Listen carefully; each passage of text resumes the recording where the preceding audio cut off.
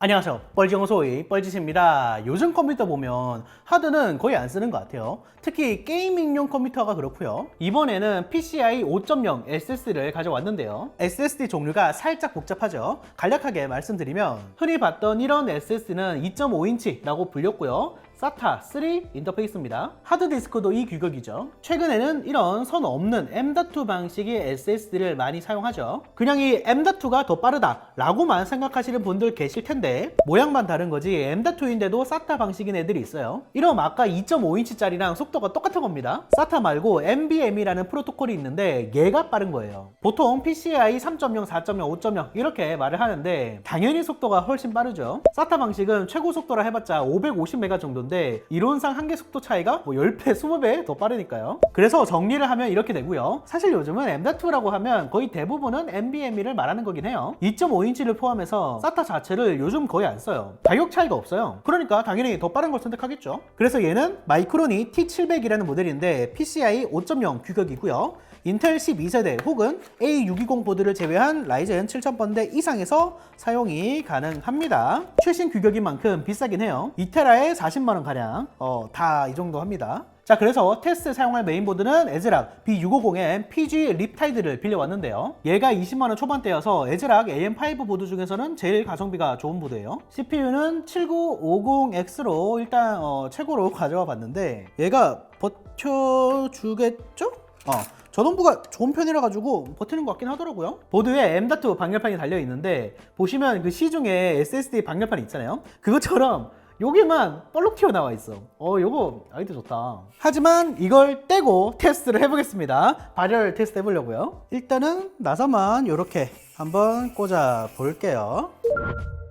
자, 이렇게 이동을 했고 모니터 연결해놨습니다. 윈도우는 이제 다른 SSD에 연결해놨고 얘는 빈 상태예요. 일단 온도 한번 볼까? 얘가 우와 뭐야 53도야. 이 방열판이 없다고 해도 53도는 높긴 하다. 지금 열화상으로도 찍고 있는데 여기는 60도까지도 나와요. 그럼 크리스탈 한번 돌려볼게요. 와 12,000MB 미쳤다. 정말 빠르죠? 근데 4K 속도가 좀 아쉽다. 이 맨 위가 순차 속도 이제 시퀀셜이라고 하는데 속도가 빨라진다는 건 보통 요거를 얘기하는 거예요. 막 그 1기가 10기가 넘는 큰 파일 읽고 쓸 때. 그리고 맨 밑에 랜덤 4K 보통 이 두 개를 보는데 이건 뭐냐, 굉장히 작은 파일을 읽고 쓸 때의 속도예요. 윈도우를 구성하는 핵심 파일이 여기에 속하기 때문에 SSD랑 하드랑 체감 속도가 엄청 큰 거죠. 하드디스크도 크리스탈 디스크마크 돌려보면 시퀀셜은 의외로 별 차이가 안 나요. 200메가 정도 나오죠. 근데 4K 속도가 엄청 느립니다. MX500 같은 SATA SSD 결과 보여드리면 시퀀셜은 2배 차이 나지만 4K 속도는 거짓 100배 차이 나죠. 그래서 체감 속도가 엄청 차이 나는 겁니다. 근데 이 PCI 5.0 SSD 4K 속도가 왜 아쉽냐? SATA SSD에 비해서는 2배 정도 빠르긴 하거든요. 근데 PCI 3.0인 하이닉스 P31 속도 한번 보면 이 T700을 옆에 갖다 놔보면 순차는 4배 빠르죠. 근데 4K 속도는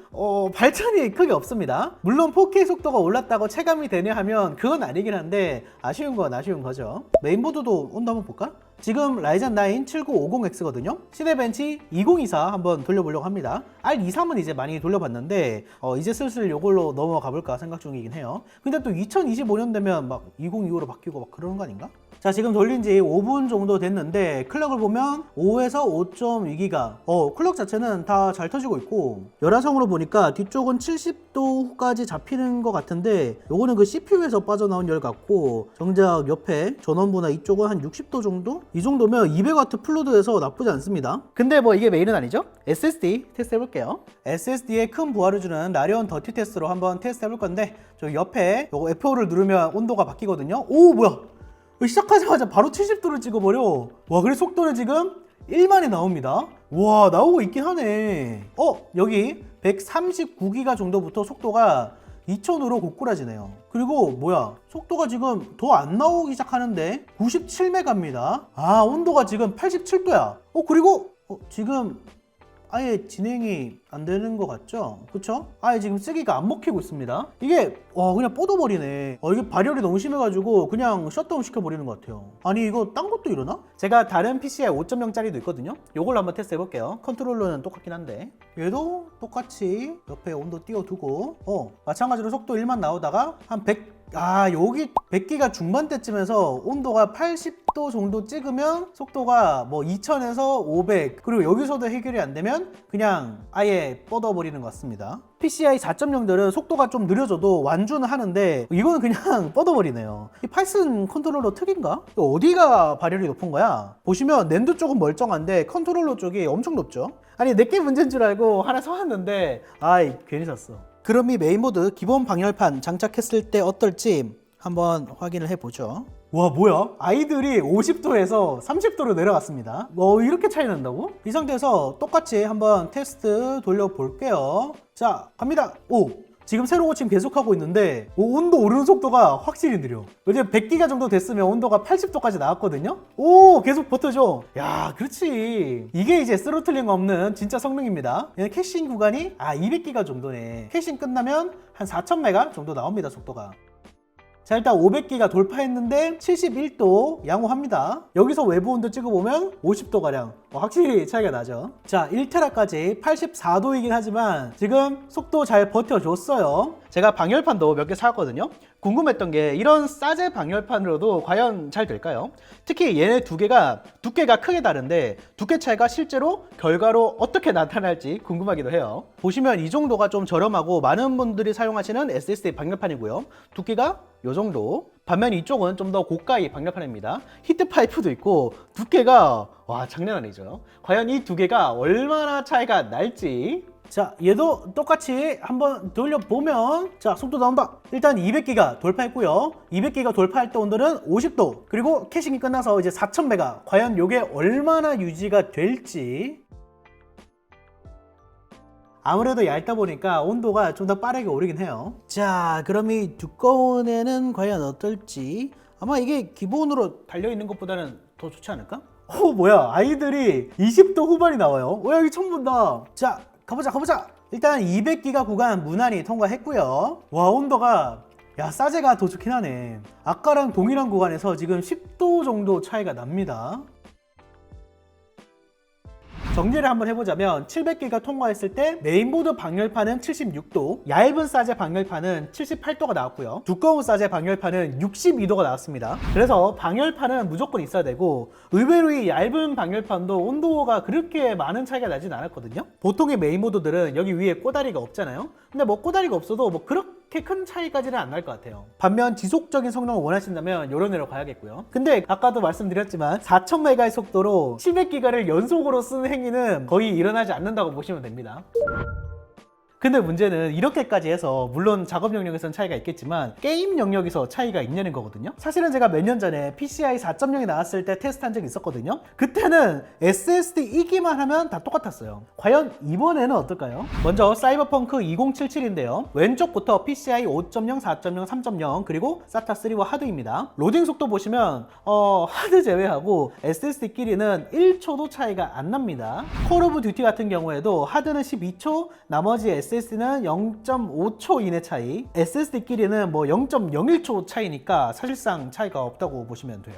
그런데 다이렉트 스토리지라는 기술이 있어요. 마이크로소프트가 만든 건데 GPU와 SSD가 직접적으로 통신해 더 빠르게 로딩을 하는 기술입니다. 컴퓨터의 모든 작업은 일단 램에 올라갔다가 CPU에서 처리하는 거 아시죠? 기존엔 SSD에 있는 데이터를 시스템 램에 올렸다가 CPU가 처리한 뒤에 다시 GPU 메모리로 보내는데, 이건 SSD 데이터를 시스템 램에다가 올리면 GPU 메모리로 바로 보내버리는 거예요. 왜냐? CPU가 처리하던 걸 GPU가 처리하게 했거든요. 이게 2022년에 발표한 기술인데 24년인 현재까지 딱 한 게임에만 적용이 됐습니다. 그게 바로 이 포스포큰이죠. 테스트 해놨으니까 결과 보여드릴게요. 다이렉트 스토리지 기술이 적용돼서 그런지 내부 벤치마크 자체에서 로딩 시간까지 보여주거든요. 결과는 이렇습니다. 이 구간에서는 이렇고요. 일단 뭐 SATA랑 NVMe랑은 차이가 있네요. 6초랑 2초긴 하지만 3구간에서는 마찬가지고요. 다 이래요. 아마 모든 게임이 이 정도일 겁니다. 그러니까 이게 포스포큰이 특이하게도 SATA랑 NVMe가 차이가 나는 거지, 아까 보셨듯이 대부분의 게임에선 SATA까지도 별 차이가 없어져요. 왜 그런 거 하면 포스포큰 로딩할 때 그 SSD 확인해 보니까 1000메가 가까이까지도 읽더라고요. 근데 그 SATA 한계가 550메가니까 아마 여기서 차이가 나는 게 아닐까 싶습니다. 자, 이렇게 PCI 5.0 SSD 테스트 해봤는데요.